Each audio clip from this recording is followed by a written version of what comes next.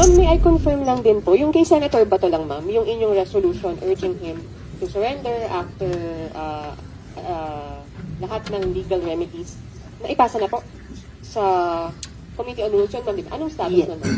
Well, sa pagkaalam ko, nandun pa rin sa Committee on Rules para sa disposition ng Rules Committee sa ilalim ng Majority Leader. So, isa nga ako sa mga pumirma nun, pinangunahan ni Senator Kiko Pangilinan. At mga ka-update, proud pa ho etong si Risa Hontiveros na isa daw ho siya sa mga pumirma ng resolusyon para ho sumuko si Senator Bato de la Rosa. Tama ho ba yung narinig natin? Tama ho ba yan na yung kapwa mo senador pasusukuin mo sa ICC dyan sa NBI? Tama ho ba yun mga ka-update? Yung mga flood control, Risa Hontiveros, tanong ko lang sa inyo, bakit nananahimik kayo? Yung korupsyon ni Bongbong Marcos, ni Ralph Recto, ni Martin Romualdez, bakit nananahimik itong mga ito? Bakit yung mga past administration o yung binabanatan nila? Isa lang ho yung dahilan yan. Kasi ngayon, 2028, gusto nila sila ho yung maghari-harian dyan. Yes, ang panawagan dyan ay sumuko siya sa Philippine authorities at mag-seek ng lahat ng legal remedy sa ilalim ng Philippine Constitution, laws and rules. At ganun pa rin ang aking panawagan sa kanya para dapat maresolba ng legal at mapayapa ang sitwasyong ito. Kasi sobrang ng maraming na-damage na institusyon at yung buong bansa pa nga sa ganitong sitwasyon.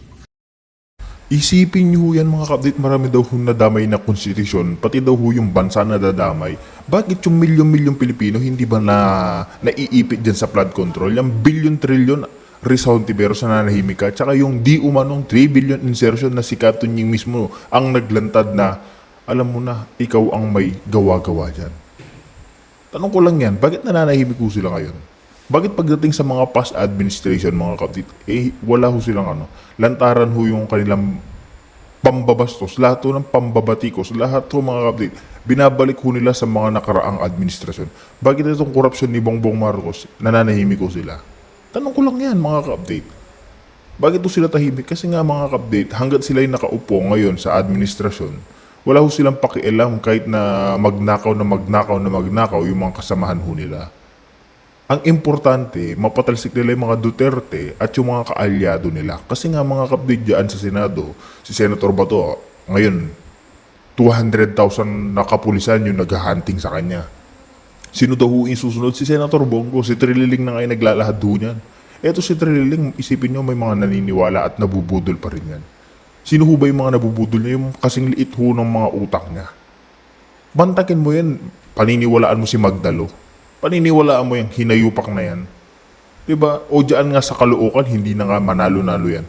Kahit na pagtakbo niya ng kagawad, walang boboto dyan. Diba? Wala ho tayong mahabang pag-usapan ngayon mga kadita. Risa Hontiveros, press con kung saan itong ang isang nag-i-interview mga kadita. Tinanong ho siya kung ano nga ba ang kalagayan nito si Senator Bato de la Rosa at inamin naman ho niya mga kadita na isa daw ho siya sa mga pumirma sa resolusyon na sumuko daw ho si Senator Bato de la Rosa sa otoridad. Tama ho ba yun mga kadita na pasusukoyin mo yung kapwa mo senador? Tama ho ba yun? Mga kadita, isipin mo, isusuko niyo yung kapwa niyo senador habang yung mga nagnanakaw na nanditong administrasyon nananahimik ko sila. Yung kakapalan ho talaga ng pagmumukha nito mga nakalukluk dyan sa minority mga kapatid. Wala hong katumbas yan. Nung nagkaputukan sa Senado, pinagbintangan ho nila itong mga kasamahan nilang gumawa lang ng gulo para makatakas Senator Bato. Sila nga ho itong wala. At di umano sila daw ho yung unang nakatunog kaya nga nagsialisan daw ho sila dyan sa Senado nagkaputukan.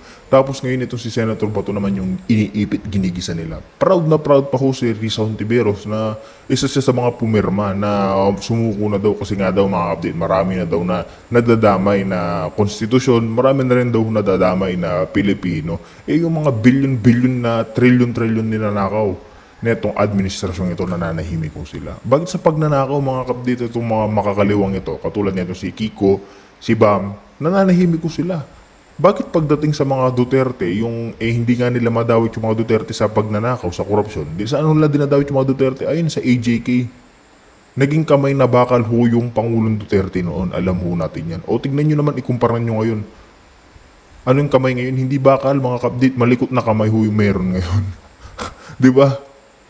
Pagkukumpara mo yung dalawang administrasyon, saan kayo pipili kayo mga kapdit? Kamay na bakal o malikot na kamay? Kayong magdesisyon dyan. Kasi sa nakikita ho natin, wala hong asenso itong kay Bongbong Marcos Jr. Mas malala pa nga ho o mas masahol pa siya sa kanyang amang diktador. Di ba? Isipin mo sa 4 niyang taon na pamumuno dito, ilang trilyon na yung ninanakaw nila? Bilyon-bilyon? Tsaka yung pinangako niya nung nangangampanya siyang isasauli nila yung Italiano Gold, meron ho ba nangyari? Wala ho. Noong 2024 nga mga kapdig, yung Pilipinas yung may pinakasobrang daming na ibentang gold. Ibig sabihin, yung sindikatong gobyerno, sila lang din ho yung nagpapaikot sa mga tao.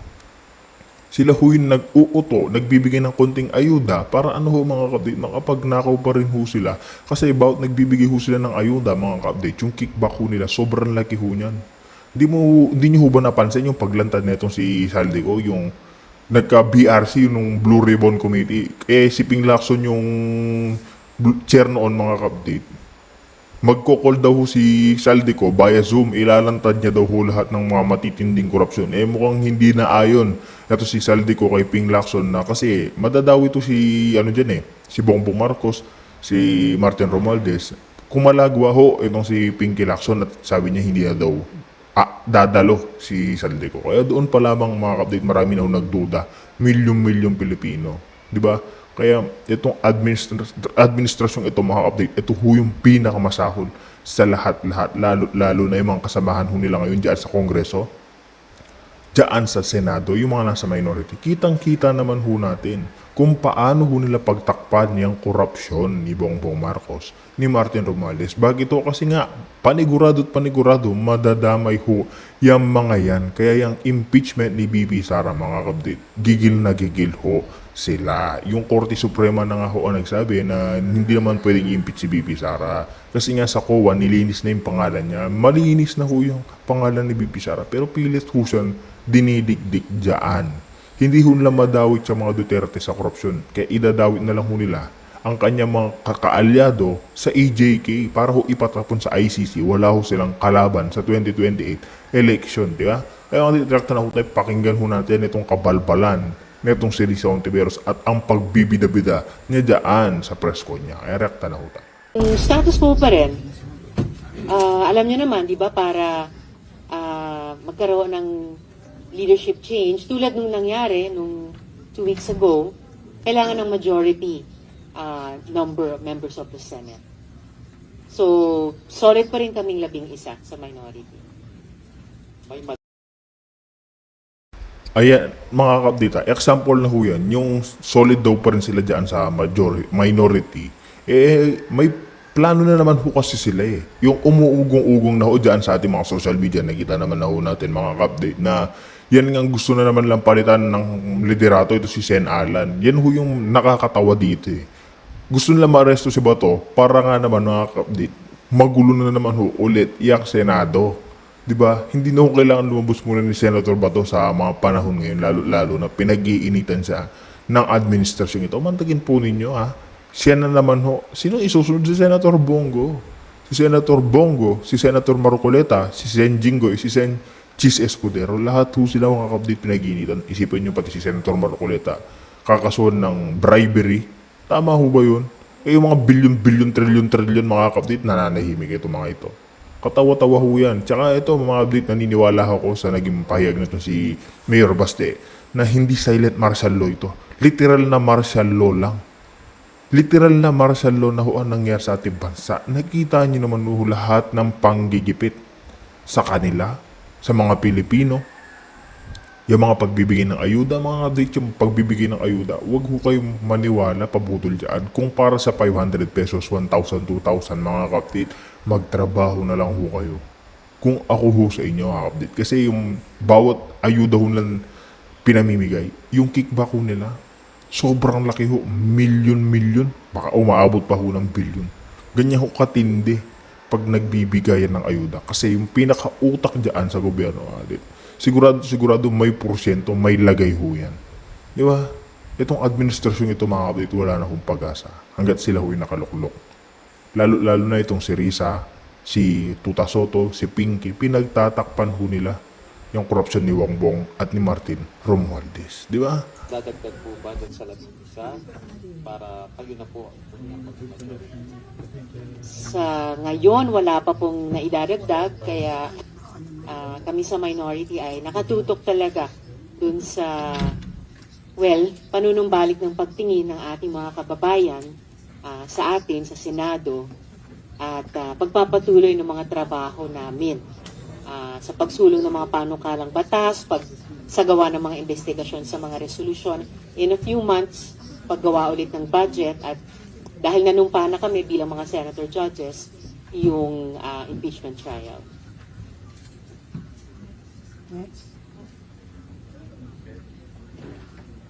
Opo, Sen, yun pong sa 11, sabi niyo po, solid pa rin sa ngayon, wala pang nadadagdag. Ma'am, ano po yung nagiging challenge dun sa mga negotiations, if I may say negotiations, or talks with other senators into joining your bloc? Siguro, ang best na pagbubuo ng bagong majority, if ever, ay on the basis ng common values, common interests na maganang loob ng pagpasok ng lahat dun sa isang majority, isang bagong majority kung sakali. So sa ngayon, basta ang given ay solid kaming 11 sa minority. And ma'am, do you also share yun pong sentiment ng other colleagues? I think si Senator Ping, nabanggit po niya na it is Senator Win Gatchalian or nothing for the SB 11, solid 11. Silent ko lang. Well, kung maging Senate President si Senator Sherwin, that would be good for the Senate. Magka-batch kami, so isang dekada ko na siyang nakakatrabaho at saka naobserbahan. Napakaseryosong legislator. Tuwing magsususpend, nagsistay siya sa floor, hindi siya kaagad papasok sa lounge. Pag naririnig nyo silang may kausap yung staff tungkol sa trabaho. And isa siya na pinahalagahan talaga yung dignidad at yung reputasyon ng Senado. Can you also confirm, ma'am, na yung pong grupo ninyo, yung 11, si Senator Win po talaga yung pinupush na SP? I hear several names kahit sa publiko, and ang attitude namin sa minority ay kung sino sa amin, I'm proud na may napatunayan na dating kakayahan bilang mga dating Senate President at meron talagang malakas na potensyal na magsilbi din sa ganung tungkulin. At kung tatanungin niyo ako tungkol kay Senator Sherwin, kung maging siya, magiging mabuting Senate President siya. Sorry ma'am, last on my end. Ma'am, gaano po ba ka-importante for you na magkaroon ng leadership change? Considering also na malapit nang mag-adjourn yung session. Mag-break po ulit yung session. Mapa minority man o mapa majority, basta tuloy yung pagtatrabaho namin sa kasalukuyang majority. Leadership, of course, is always important, lalo na sa isang institusyon tulad ng Senado. Kaya ganyan din yung mga interventions namin on the floor the past 2 weeks. Talagang may pagbibigay halaga sa papel ng liderato. But, whether nasa minority o nasa majority, I've always been part of a collective na isinusulong yung nakikita naming responsibilidad namin sa institusyon at sa ating mga kababayan. Hi, ma'am. Ma'am, can you confirm lang, merong ugong-ugong din kasi na si former SP Cheese daw, yung possible na pumalit kay Sen Alan and pwedeng sumama sa inyong group para kayo na yung maging majority. Is Senator Cheese not an option? Can you confirm that, ma'am? And is he not an option? Talagang Senator Win lang po. Narinig ko rin na yung ganyang mga pag-uusap, yung pagbuo ng mga bagong majority man naman ay halos bukas sa kahit sino, no, na sumapi. Basta't may mapag-level of fun na parehong values or interests, parehong interest sa loob ng institusyon. But if you're asking me about Senate presidency, as I mentioned earlier, kung maging si Senator Sherwin yan, magiging mabuti yan para sa Senado. Pero kung Senator Cheese, hindi siya as aligned with the values of the Senate minority. Hindi kasing napag-uusapan yon. Ma'am, may I confirm lang din po, yung kay Senator Bato lang, ma'am, yung inyong resolution urging him to surrender after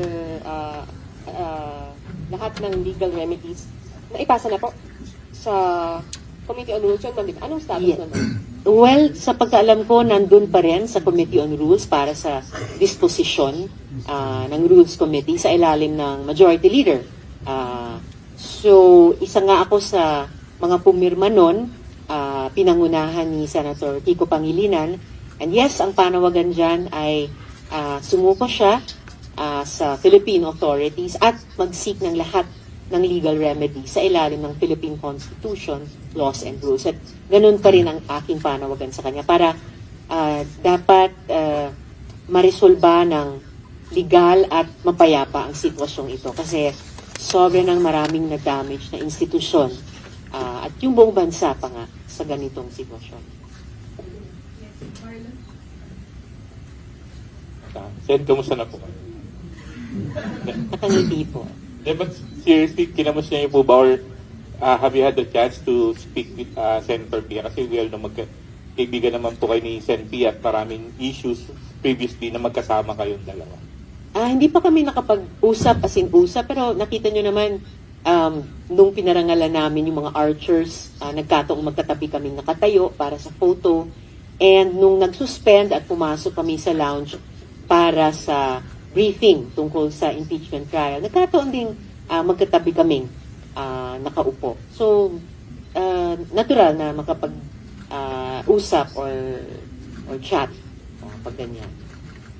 Do you share the sentiments of many na actually, kasi nabanggit din to ni Senator Ping over the weekend that this is the lowest of lows. So, is it at least the recent history ng Senate as an institution? Sinabi ko rin yon pagkatapos ng mga pangyayari nung nakaraang linggo at yung 2 weeks ago, pati sa privilege speech ko na this is really the lowest na inabot ng Senado. Never, kahit nung martial law dictatorship, kahit nung mga coup attempts, never na nag-bulletproof vest, nag-armas ng long arms, nagkasa at nagpaputok ng arms na iyon sa loob nitong Senado. Kaya talagang parang nabastos yung dignidad ng institusyon at ng mamamayan. Kasi nga, itong Senado ay hindi naman amin. Stewards lang kami dito. Hindi namin ito bahay, hindi namin ito taguan. Ito ay Senado ng mamamayan. So, kailangan talagang iangat, itayo namin ulit ang Senado. Tulad ng dati at mahabang panahong pagtingin ng mga Pilipino sa kanya. And paano po matutulungan na ibangon yung dignidad at respeto ng taong bayan sa Senado kung magpupush po ulit ng another leadership change sa Senado? Kung manatili man ang kasalukuyang liderato, kung mapalitan man ang kasalukuyang liderato, tingin ko hindi yan contradictory kung sakali sa paggawa ng tungkulin ng Senado. Dahil alinmang liderato, yung kasalukuyan, o kung may bago, tulad ng mga nakaraan, pareho ang tungkulin. And yun ay nakaatang sa aming lahat, bawat isang senador. Mapa-minority man kami o mapa-majority. So, ma'am, ano yung nakikita ninyo para nga makabangon yung image ng Senate? Aside dun sa kasi sinabi ni Senator Ping, isa sa nakikita nila para magkaroon ng fresh start, yung nga magkaroon ng change ng Senate leadership. Pero para sa inyo, the same work pa rin naman kahit magparin. So, anong nakikita niyo? Paano makakabangon? Kasi meron din grupo na nanawagan, magsipag-resign na lang daw yung mga sumira sa imahe ng Senate. So magsimula tayo dun sa ongoing investigation. Kinikilala ko for one yung mga findings so far ng PNP investigation at pinahalagahan ko yung magiging kompletong fact-finding ng Department of Justice prosecutors. Kung magsasagawa rin kami ng sariling investigasyon, pwede namang mag-parallel yun at mag-complement yung mga iba't ibang investigasyon sa isa't isa. Dahil halos pare-pareho namang ebidensya ang titignan. So, at lampas dun sa investigasyong iyan kung saan talagang dapat masagot bukod sa makikita kasi sa video, sinong unang nagpaputok, bakit nagpaputok, yung tanong na papaano nangyari ang lahat ng ito. At kung may matukoy yung investigasyon o mga investigasyon na mga dapat managot, dapat talagang managutin sila. At walang pagtatakip sa anuman. Ay, pwedeng maging worst scenario sa Senate kung wala kayong magawa para makarecover, mabawi yung magandang imahe ng Senate. Meron pa bang worse doon? Nasa worst situation na nga kami sa ngayon. So there should be no way to go but up. Nowhere to go but up. So magwasto kami sa harap, sa mata ng mamamayan. Tumutok ulit sa mga trabahong kinakailangan ngayong nagpapatuloy yung Middle East War, yung oil crisis at paghihirap ng ating mga kababayan sa gitna nun. Tuloy yung aming mga trabaho bilang mga senador. Yung nabanggit ko kanina, kasama na yung impeachment trial. Kailangan ma-earn namin ulit ang tiwala, buong tiwala ng ating mga kababayan. And you're confident na magagawa niyo yun, ma'am? Mabalik yung tiwala ng publiko. Fully intending ang minority na mag-ambag para maibalik ang tiwala ng mamamayan sa ating Senado. So this afternoon, wala pang kasiguruhan kung magkakaroon ng pagbabago sa Senate leadership as of this time. Magkakaroon lang ng kasiguruhan kapag sigurado na yung mga pwersang kikilos. So, but as of now, at least I can assure you, solid ang 11, seryoso sa trabaho namin, and 100% committed na mag-contribute kami para ayusin ang nasirang reputasyon ng Senado. So ma'am, isa lang ang kailangan nyo, meron na kayong simple majority, so pwede na kayong magkaroon ng control sa Labing leadership. isa kami. So, Kung may kung isang- mathematics ang simple majority, 13 yun. The mere fact na wala daw Senator Bato, parang kung 12, kung makakuha ng isa, pwede na daw yung simple majority. Makapagdebatihin yan. Kasi may rules sa Senado. Sa ngayon, dalawa ang kailangan. And so far, wala pa nag-express ng intention to join the minority.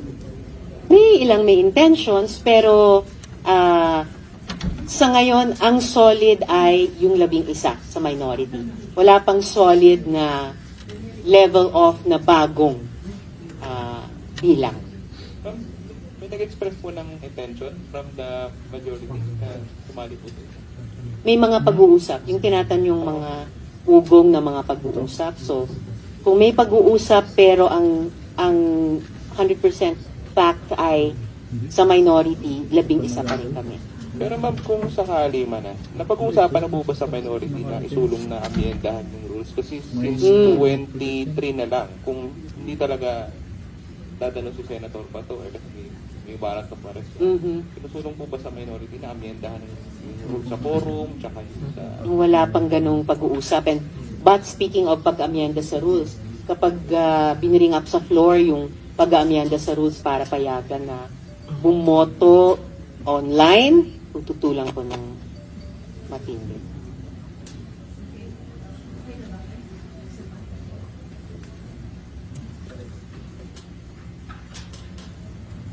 Ma'am, doon sa, kasi may mga nagpa-schedule ng privilege speech mamaya regarding the incident 2 weeks ago.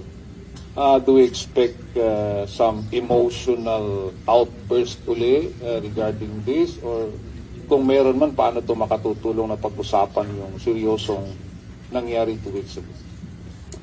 Kung may emotional outbursts man, wala namang problema basta't idudugtong dun sa paano ito makakatulong. So, ilalagay dun sa yung emosyon nating lahat bilang tao, dun sa konteksto na paano aasta at kikilos ang Senado para tugunan yung damdamin, yung kaisipan, yung pagdududa at yung pangangailangang matindi ng ating mga kababayan. So, basta't paabutin namin dun sa level na yon, then magiging kapaki-pakinabang. Ma'am, yung reso on Senator Bato to surrender, ano po ba yun yung sabi nyo nga, seek legal remedies po? So, kapag sumurrender si Senator Bato, hindi siya agad pwedeng ilipad ng dahig. kahit ICC warrant po yung isa-serve sa kanya kasi he can seek legal remedies muna sa local court. Tama po ba? May nagsasabi na sa ilalim ng Rome Statute na operational sa Pilipinas hanggang 2019 at sa ilalim din ng mga batas ng Pilipinas, pati yung ilan sa mga pinakabagong batas, na may interpretasyon na pwede nang magdesisyon ang gobyerno na ilipat siya dun sa ICC. Pero dahil merong judiciary dito na minsan o 2 beses na niyang hiningian ng TRO, ibig sabihin may mga legal remedies pa dito sa Philippine Judiciary. Meaning, depende po sa gobyerno kung ibibigay siya agad pag sumurrender siya o nahuli siya sa The Hague. Depende sa gobyerno at depende rin sa kanyang mga legal moves vis-a-vis yung Philippine courts. Okay, ma'am.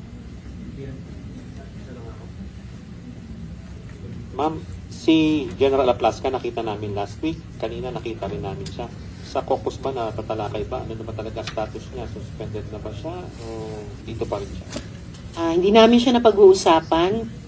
Well, I don't know about the majority caucus. Kailangan sila ang tanungin niyo. Pero hindi namin siya napag-uusapan sa minority. Pero sa pagkaalam ko, suspended nga siya ng Office of the Ombudsman para sa 6 na buwan. Gayunpaman, inaasahan ko na magiging available siya para sa anumang investigasyon. Dahil naging active participant din po siya sa mga kaganapan ng gabing iyon. Ma'am, sa ibang topic, kay Sen. Robin, may move ba sa minority na salang din siya sa ethics complaint dahil yung sa ginawa po niya sa pagsasakit kay Sen. Bato, paalis po ng Senado? Wala kaming napag-uusapang ganyan. Hindi ko alam kung may mamamayan na magre-reklamo ng ganon sa Committee on Ethics.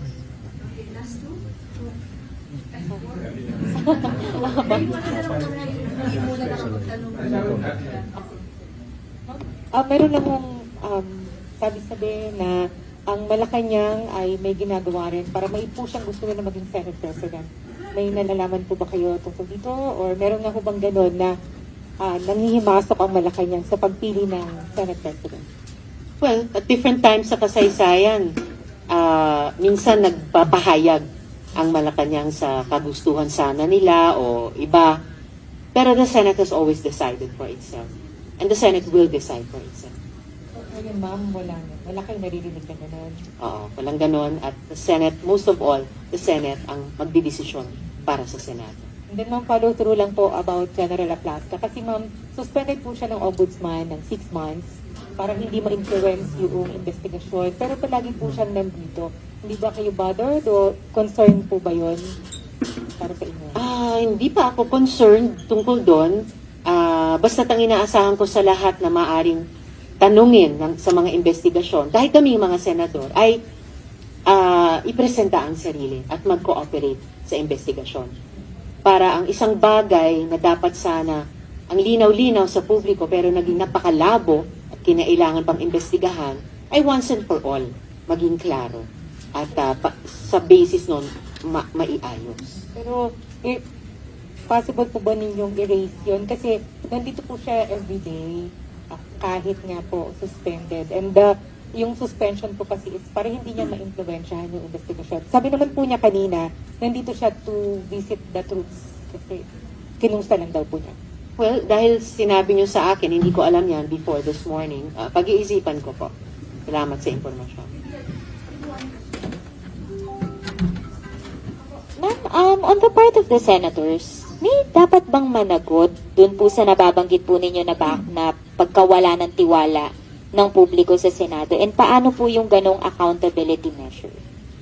Of course, in principle, collectively, lahat po kami ay dapat managot. Kasi hindi naman iisang senador ang buong Senado.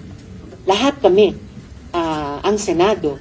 So kung paano kami dapat managot, kailangan gawin namin ang lahat at wag hadlangan na magkaroon ng kompleto at maayos na investigasyon na sasabihin, ire-report sa publiko lahat ng findings para hindi na maging malabo yung mga pangyayari pero malinaw na malinaw. And on the basis ng findings na yon ay bigyang daan namin at sundin yung applicable sa amin na mga rekomendasyon ng pagwawasto, ano man iyon.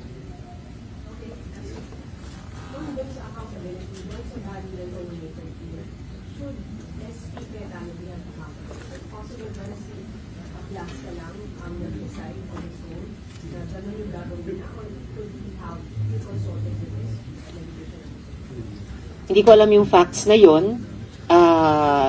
So wala akong kumbaga personal knowledge kung may kinalaman si SP Alan Peter dun sa pamamaril. That should be clear sa investigation. Sino or sino-sino ang may kinalaman sa pamamaril. But of course, bilang Senate President at bilang yung mga nasa liderato, there's a collective responsibility involved there. And in the end, gaya ng nasabi ko kanina, kami pong lahat din, kahit yung wala sa liderato, ay kailangang managot at kailangang trabaho para ibalik yung tiwala ng mamamayan. In terms of sanctions, ma'am, kasi di ba meron pong mga filing of ethics complaints. I remember si SP Cayetano before nabanggit po niya na possible yung ethics complaint dun sa alleged pagharang kay Senator Bato dito sa pagpasok sa Senado, I think 2 weeks ago. So when it comes to that, magagamit po ba yung ganong route yung pong pag-file ng ethics complaint against the Senator for them to be held accountable dun po sa mga nangyaring gulo? Well, aside from any investigation, pati ng external bodies, yung ethics complaint ay isa sa pinakamalakas na paraan na disiplinahin kami. Pati yung mga parusang pwedeng ipataw sa amin kung mag-prosper yung ethics complaint. Pero as for yung sinabi din pala ni SP Alan Peter na may humarang kay Senator De La Rosa para makapasok, I don't know kung sinong tinutukoy niya. Kahit sa video na ipinalabas, malino naman walang humahad lang. Dahil nauuna siya paakyat at walang nasa unahan niya at humaharang. Salamat.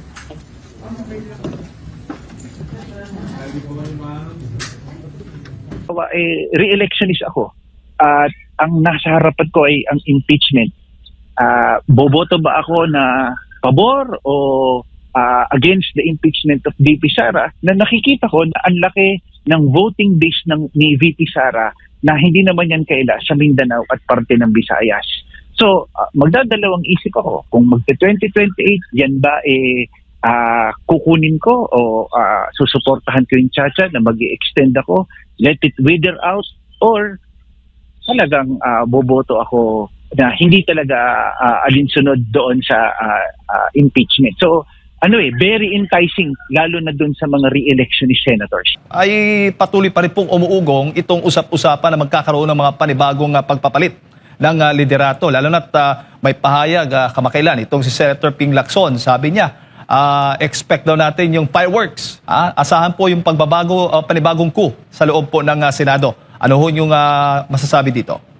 Yun nga ho, nakakalungkot nga po, 2 linggo pa lamang yung liderato ni Senate President Alan Peter Cayetano, pero tila baga, dito mo makikita na kung saan, politika din naman yung paraan kung paano yung pagpapalit, pero wala na ba talagang pagkakataon para mabigyan man lang ng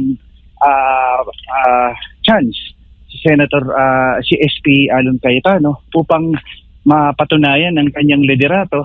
Kasi kung titignan natin, ano ba yung intention kung bakit gusto nila magpalit? At nakikita natin na ito ay napipinto base sa kung paano yung proseso o yung pagtingin doon sa darating na impeachment trial at yung flood control program. Yan lang naman yung dalawang bagay na nakikita natin bakit gustong-gusto nilang magpalit ng Senate leadership. Nakaka-importante din tignan natin is napakanipis nung paraan din kasi nung unang pagpapalit, 13-11. At lalo na ngayon, yung alam naman natin yung nangyari kay Senator Bato, nalagasan yung mayorya ng isang miyembro na kung saan 12-11. So talagang kung titignan natin, napakanipis niyan. Pero beyond the politics, ang tinitignan natin dito ay yung prudence man lang ng mga nasa minority members na kung saan ganito na ba talaga? Every now and then kapag tingin natin may politika, palit kaagad tayo ng miyembro ng ang Senate President. So, yun yung mga nakikita ho natin na na sitwasyon dito po sa ating Senado ngayon. Opo, pero paano ito nakakaapekto itong papalit-palit ng leadership diyan sa loob ng Senado, Prof? Well, una ho sa lahat, malaki yung epekto nito sa pagkakataon na kung saan yung mga legislative work ho nila ay hindi na ho nila nagagampanan na maayos. Kasi tandaan ho natin, sa kada pagpapalit ho ng Senate President, nagbabago din ho yung mga committee chairs natin ho. So yung mga committee chairs, nakabase ho doon sa spoils system na kung saan siyempre bumoto ka, nandirito ka, hindi na rin din ho nakikita ito sa pagkakataon na alam o marunong talaga yung Senate, yung senador doon sa committee na kanyang hinahawakan. So nagiging political accommodation siya. Ikalawa, pagpasok ng impeachment trial na yan, ilan na lang yung makikita nating legislative work na magagampanan nila dahil kakainin yung oras ng mga mambabatas patungkol dito na naman sa impeachment proceeding. So napaka gulo at hindi lang ho yan, yung perception ho ng international community na meron hong political instability in our country. Hindi na nga gumagana o may challenge na nga sa governance pagdating sa executive. At ito pa ngayon yung pagpapalit every now and then ng Senate leadership. So, 2 linggo lang, magpapalit na naman. So, nakakalungkot kung ang motibo o ang agenda politika, hindi ho ba? Opo. Pero so far, sa assessment po ninyo, kahit sa loob ng 2 linggong pamumuno ni Senate President Alan Peter Cayetano, ay kontento ho ba kayo sa kanyang pamamahala sa ngayon, lalo na sa pag-handle po nitong tensyon, gulo dyan sa loob ng Senado? Well, of course, yun nga rin din, hindi pa naman natin pwedeng sabihin na conclusive na yung pagkakataon na kung saan meron na talagang definite na findings doon. Under investigation pa rin din naman siya. So, bakit hindi mo nabigyan ng pagkakataon paano i-handle ni Senator Alan Peter Cayetano ito? Ako, pangalawa pa nakikita ko, wala akong nakikitang iba bukod doon sa iba pang mga abogado. Dahil ito, 5 lang yung abogado natin dito sa Senado na kung paano yung mag-handle ng impeachment trial. Of course, ipinupush nila si Senator Win Gatchalian. And we don't have anything against Senator Gatchalian. Magaling si Senator Win.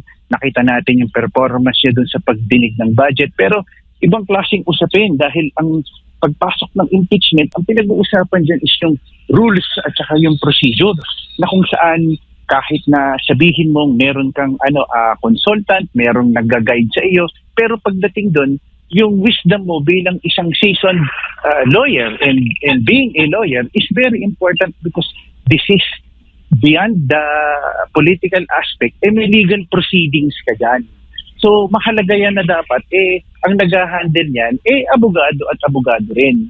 Ang problema kasi masyadong divisive at masyadong nagiging divisive at divisive basically and polarized na itong sitwasyon dahil tinitignan na dahil ito Duterte Black, ito luminya yung mga administrasyon Pinklawan Black. So yun yung nakakalungkot ko dito sa buong pagkakataong ito masyado ng kinain ng politika at masyado ng polarize yung mga senador natin na hindi na nakikita na ano ba talaga yung para sa taong bayan. Ano ba talaga yung nangyayari doon sa kondisyon ng ating mga taong bayan. Opo. At sa tingin po ninyo, solid pa rin ba yung 13 senador na nasa majority ngayon considering sa mga kinakaharap po nilang mga kaso at kontrobersya? Tingin ko solid pa rin din naman. At ito yung pinakamalaking hamon sa 13 na yan.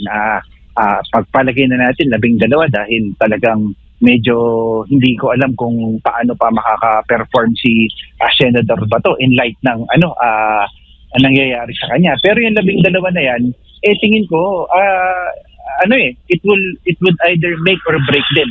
Sa mga ipinapatang na kaso sa kanila, sa mga pressure, pwedeng sabihin natin na mas maging lalong lumakas yung kanilang band at mas mag-stick sila o magpadala sila basically sa pressure. Kasi tandaan natin, coincidence, ang tanong dyan, coincidence ng ba to? At pagkatapos na magpalit ng Senate President, biglang naglitawan yung mga kaso na nais na ipataw dito sa mga ibang mga senador na umanib doon sa mga mayorya. So nandyan basically binubuhay yung usapin sa ombudsman sa kaso ni Senator Chis Escudero doon sa 2025 budget. Andyan yung dalawang magkapatid na bilyar doon sa SEC, nadadawit din si Senator Bongo, and very recently, andyan din yung check at saka yung usapin doon sa kaso ni Senator Marcoleta na di umano doon sa illegal campaign source. At ang pinaka-recent ay yung pagtulong di umano ni Senator Robin Padilla sa pagtakas kay Senator Bato. So, andyan yung pressure. So, ang tanong dyan, is it just coincidence or is it really a deliberate attempt to put pressure na para dito ito sa mga ibang mga bloke ng mayorya ay tumungo at umanib sa minority? Oo, at considering din, Prof, kung na-monitor mo yung pahayag ni Senator Amy Marcos, di ba, sabi niya, kinukumbinsi nga ang ilan po sa kanilang lumipat sa minority o suportahan nga yung dating majority para sa pagbabago ng liderato dyan sa Senado. Ang sabi pa, kung hindi isusuporta, kung hindi makakumbinsi, ay talagang kaso ang kakaharapin. Kung sila na may lilipat, may incentive package yung sinasabi niya ni Senator Amy Marcos. Prof, anong masasabi mo doon? Ayun, yun, sa pahayag po ni Senator Amy, talagang kakatok na lang ho tayo sa puso ng paninindigan ho ng ating mga senador. Pagdating ho dyan, kasi napakahirap ho, lalo na tandaan ho natin na yung pressure mabigat kasi yung buong arsenal ng Estado ay nandyan ho. Pero sa kabilang banda, kung umanib ka naman sa kanila, ano yung gusto nating tignan dito? Nawawalan na ba talaga tayo ng prinsipyo pagdating dyan? Di ho ba? So ako, tanging pagkatok na lamang ho sa puso ng atin hong mga senador na gawin ho kung ano yung tama, gawin ho kung ano yung nararapat para sa taong bayan. Yun ho yung tingin kong pinakamahalagang panawagan ho natin dito, ano? Opo. At nabanggit mo niya kanina, yung isa sa mga possible na intensyon o agenda nga sa likod nga ng umuugong na panibagong kudita sa loob ng Senado, bukod sa impeachment, ay sa tingin po ninyo, ay isa rin ho ba sa nakikita po ninyo ang pagbabago ng ating saligang batas? Merong nga sabi si Senator Amy Marcos at binanggit din ito kahapon doon sa Rage Coalition program sa Davao o sa Mindanao, Prof, ni Mayor Baste Duterte na merong isinusulong na CONAS o Constitutional Assembly para i-extend ang termino ng mga politiko. At meron ngang sabi ni Senator Amy kahapon or yung kamakailan ay nagkaroon doon ng pagpupulong. Si Senator Tito Soto at ang House Speaker Bogie D, kasama din daw si Senator Ping Lacson pero itinanggi po ng senador. Ano hong masasabi ninyo? Yun yung ikatlo na nakikita natin na umuugong na meron hong posibilidad na pagpupush sa charter change. Alam nyo, napakaganda ng intention ng charter change. Ako ho, isa sa mga advocacy ako ho talaga is talagang magpalit ng baguhin na ang ating saligang batas at amyendahan na ito.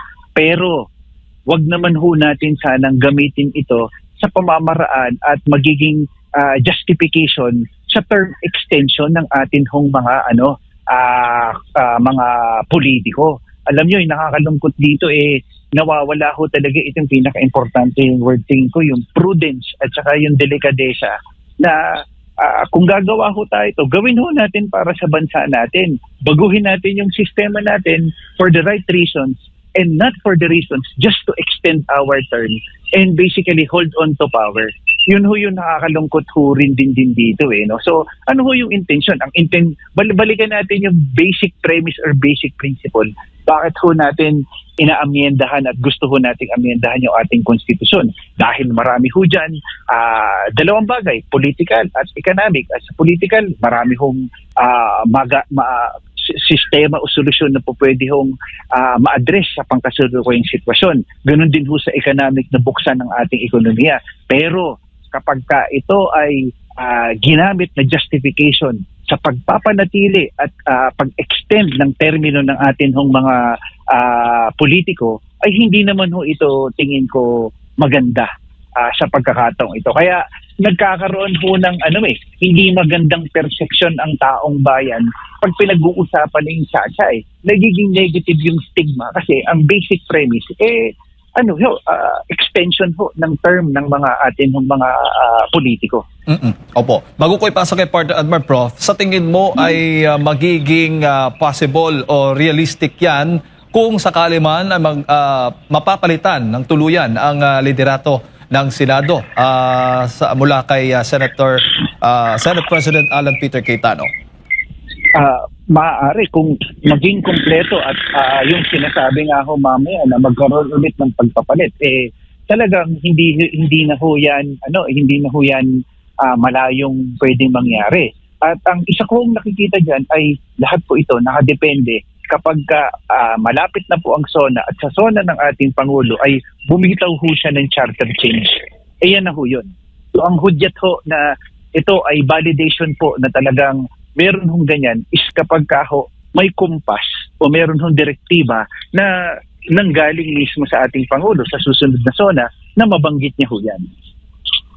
Prof, magandang umaga, si Admar po ito. Pero ang umuugo ngayon, CONAS daw yung kanilang gagamitin. Naging malinaw na po ba yung magiging patakaran po dyan sa botohan kung isahan lang ang Kongreso natin o hiwalay yung boto ng Senado at Kamara? Unang-una, hindi pa po klaro yan kung boboto po ba sila jointly or separately. Kailangan mabigyan niya ng linaw.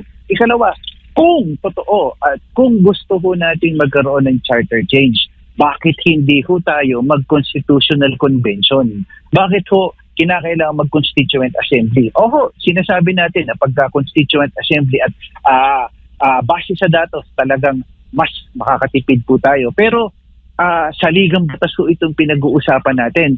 Ang dami hong nasayang na pera sa flood control na napunta lang sa bulsa ng kung sino-sino.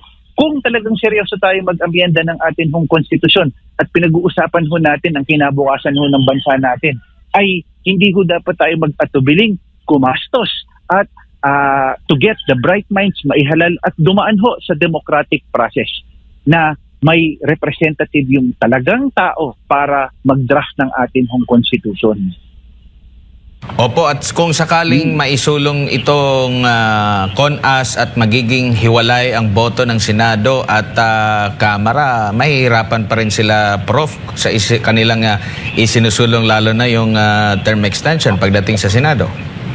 Oho, alam nyo, ang pinakahamon ho dyan is makukumbinse. Kasi very enticing Kung ako re-electionist sa 2028 at kung halimbawa re-electionist ako at ang nasa harapan ko ay ang impeachment, boboto ba ako na pabor o against the impeachment of VP Sara na nakikita ko na ang laki ng voting base ni VP Sara na hindi naman yan kaila sa Mindanao at parte ng Visayas.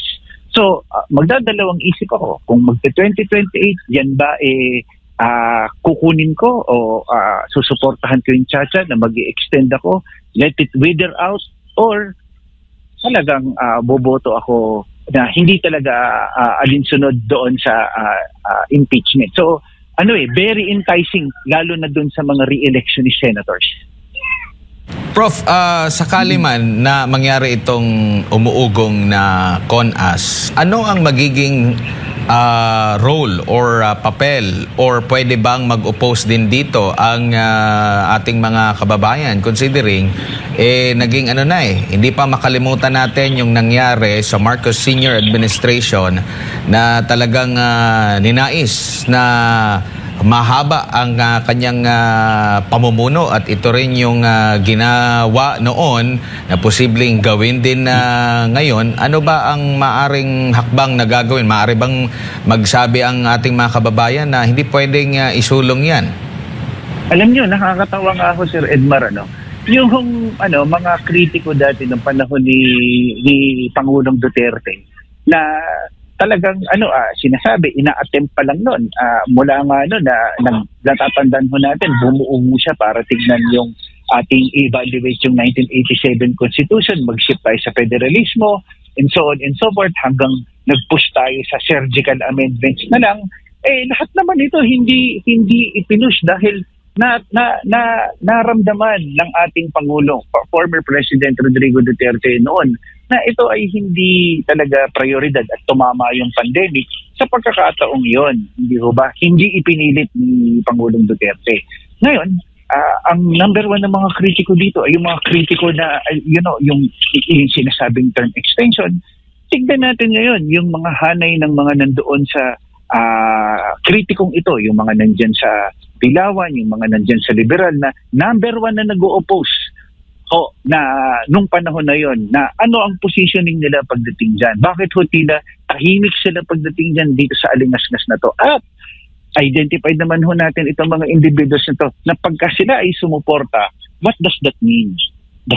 That only means na very political in nature, hindi nila tinignan yung konsiderasyon noon na structural o systemic yung paraan dahil kailangan natin. Pero ngayon is kakainin lahat ang prinsipyo. Kakainin lahat ang ipinaglalaban para lang hindi makaupo talaga ang Duterte at magkaroon talaga ng term extension. At the end of the day, it's always power, Sir Edmar. Opo, lipat po ako dito naman sa umuusad na anti-dynasty bill dyan po sa Kamara, itong House Bill number 8389 kasi ang debate talaga dito merong anti-political dynasty na makataga sa ating konstitusyon pero yung mga patakaran mismo wala. Pero nakikita mo ba na mai-eliminate nitong House Bill 8389 itong dinastiya sa politika po, Prof? Hindi ho. Alam nyo, tigilan na alam nyo baka hindi masyado ho kasi ang diskurso kasi nilalagay na kapag nakapagpasa ng anti-political dynasty provision, ito yung para magiging silver bullet para maayos yung sistema ng politika natin. Hindi po. Kasi alam nyo, maraming dynasty din po sa buong mundo. Hindi lang naman ho yung Pilipinas. Nagkakaroon tayo ng negative connotation sa dynasty is because yung nakikita ho natin doon sa kondisyon ng ibang lugar natin dito. Ang dynasty ho, pwede ho nating sabihin both good and both. Pwede ho sabihin natin mabuti o hindi rin din ho nakakabuti. Pero para sa akin po, dapat ho, mag-focus tayo doon sa electoral reform. Ano ho yung electoral reform? Baguhin ho natin yung sistemang electoral sa ating bansa. Unang-una ho, Sir Edmar, pwede ho dapat tayo magkaroon ng tinatawag na democracy fund. Ano ho itong democracy fund? I-limit ho natin na magkaroon ho yung finance na sino ho yung pwede mag-contribute may ceiling lamang para mas magkaroon ng accountability. Gawin ho natin yung mga political parties ho natin na i-subsidize ho ng government para subject sila sa same auditing system na katulad ng ginagawa ng COA. Tanggalin din natin yung balimbing o yung political turncoatism. So palakasan ho natin yung partido pang political kasi hindi naman ho masasagot ng dynasty ho yan eh. At yung sinusulong ho nilang dynasty, it will strengthen the dynasties, not limit them. Bigyan ko ho rin din kayo ng isang konsiderasyon. Pagka yan ay ipinasa, alam nyo magkakaroon yan ng vacuum. Saan mapupunta yan? Patungo na doon sa party list system. So makikita na nga natin ngayon yung party list system, naging extension na rin din ng mga dinastiya. Una yan.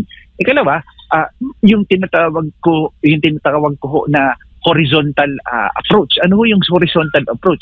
Dati vertical. Sinusungkit nila sa local, magpapatakbo sila ng pamilya sa national. Ngayon, anong ginagawa nila? Horizontal. Pag sinabing horizontal po, nagbabayan-bayan sila, nagpapakasal yung second, yung fifth or sixth generation nilang kaanak, doon din sa kaanak ng ibang pamilya doon. Intermarriage basically po, or nagsisettle sila sa ibang lugar, creating other dynasties from other places. Ito na ho ang phenomena na nangyayari ngayon. So nagkakaroon na ho siya ng vacuum. Hindi ho siya silver bullet na masasagot ko yung ating problema. Opo. Prof, si Jade po ulit ito. Si Senator Amy Marcos may Facebook post na nananawagan nga o humihikayat sa kanyang mga kasama dyan sa Senado, Senate President Alan Peter Cayenne at iba pa, na simulan ng imbestigahan itong itong flood control anomaly. Kailangan buksan na ito, simulan ng Blue Ribbon Committee. At ano ho yung sa tingin po ninyo, dapat nang napapanahon na or dapat na bang buksan pumuli ang investigasyon kaugnay nga ng flood control anomaly? Matagal na ho dapat yan. Matagal na po dapat yan. Kasi alam naman ho natin na nung nakaraang Blue Ribbon Committee, bitin. At yung inaakala ho natin ng mga tao na dapat ho na managot, hindi pa rin din ho napapanagot. So, long overdue, hindi satisfied tingin ko yung taong bayan doon sa committee report at hindi rin din satisfied doon sa mga personalidad o yung mga taong kinasuhan. Na-appreciate natin may mga nakasuhan pero sila lang ho ba talaga yung mga tao na dapat kasuhan o mas malalim pa ito o buong spectrum ba? Yun yung dapat ho natin. Kailangan ho natin ng accountability at transparency pa ho dito. At wala ho dapat itong sinisino. At ito rin ang isa sa mga nakikita niyong dahilan bakit may parang bali-balita ulit ng pagbabago ng liderato. Ayaw buksan ulit itong investigasyon. Tama po. Dalawa lang naman ho. Yung ikatlong punto na talakay natin kanina. Una ho, ang mabigat ho dyan yung impeachment. Ikalawa po, yung flood control. At ikatlo, yung plano, kung totoo man yung planong pagpupush ng charter change po. So yan ho yung tatlong pinakamabibigat na agenda na usapin na kung saan mahalaga o critical na makuha ang Senate leadership. Opo. Huli na lang, Prof, sa tingin mo, magandang accomplishment ito para kay Pangulong Bongbong Marcos Jr. na makasuhan yung mga sinasabing may kontrobersya o may atraso sa gobyerno, lalo na itong paghahabol kung makulong man o madakip man, mahuli man itong si Senator Bato de la Rosa. Sa tingin mo, itong lahat ng mga nakikita natin ngayon ay magiging bahagi po na magiging sona na bagit po ninyo kanina ng Pangulong Bongbong Marcos Jr.? Tingin ko hindi sa karakter naman na nakita natin sa ating Pangulo noong nakalipas ng 3 taon, hindi niya didiretsuhin yung mga ganyang kabibigat na issue. Hindi head-on na katulad nung nakalipas na administrasyon na yung positioning niya pagdating doon sa mga issue. Talagang as much as possible, neutrality at saka yung pag lumamig na saka siya magkokomento. He won't take it head-on. Secondly, ang inaantay ng taong bayan is siguro sa nalalapit na SONA, anong gagawin ng ating administrasyon? Anong gagawin ng gobyernong ito sa patuloy na pagsadsad ng piso at sa patuloy na paghirap ng buhay ng mga Pilipino na hindi pa rin din hanggang ngayon bumabalik sa dati yung presyo ng langis. Diba? Lahat ng ito sisingilin tayo sa susunod na taon.